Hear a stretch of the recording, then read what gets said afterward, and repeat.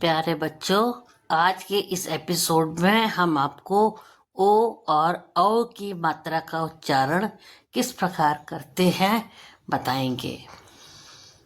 ओ और औ संयुक्त स्वर हैं जो दो या दो से अधिक स्वरों को मिलाकर बनते हैं।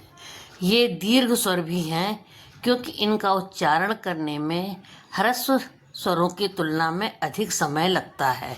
ये आपको पता है कि स्वर दो प्रकार के होते हैं, एक ह्रस्व और एक दीर्घ।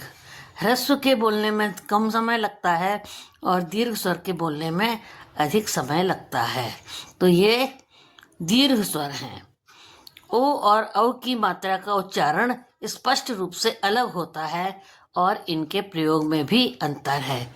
और ओ और औ की मात्रा अलग अलग रूप से बोली जाती है और इनका प्रयोग भी अलग तरह से होता है।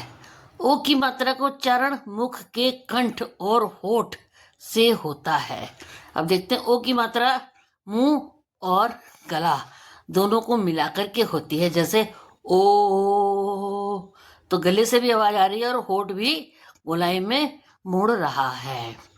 और इसके अतिरिक्त औ की मात्रा का उच्चारण भी कंठ होठ से ही होता है, लेकिन इसमें मुख खुला रहता है और स्वर व्यापक होता है। जैसे ओ तो मुंह ज्यादा खुला, ओ में कम खुला। उच्चारण का अंतर, ओ यह स्वर गूढ़ और हल्का होता है, गहरा होता है लेकिन हल्का होता है, हल्के से बोला जाता है। जैसे वो, सोना, मोर। इसका उच्चारण करते समय होठ गोलाकार होते हैं और स्वर थोड़ा खिंचाव के साथ कंठ से निकलता है। करके देखिए, वो, सोना, तो आपको पता चलेगा कि होठ जो है वो गोल हो रहे हैं। आओ, इसका स्वर और उच्चारण अपेक्षाकृत व्यापक और जोड़ा हुआ होता है। आ और उ मिलाकर औ होता है। इसमें आ की और उ की ध्वनि मिलाकर के होती है। जैसे कौवा, तो आ और उ मिलाया कौवा।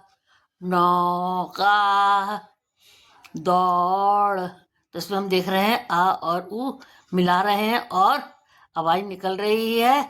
इसमें होठ पूरी तरह फैलते हैं तथा आवाज गहरी और खुली निकलती है।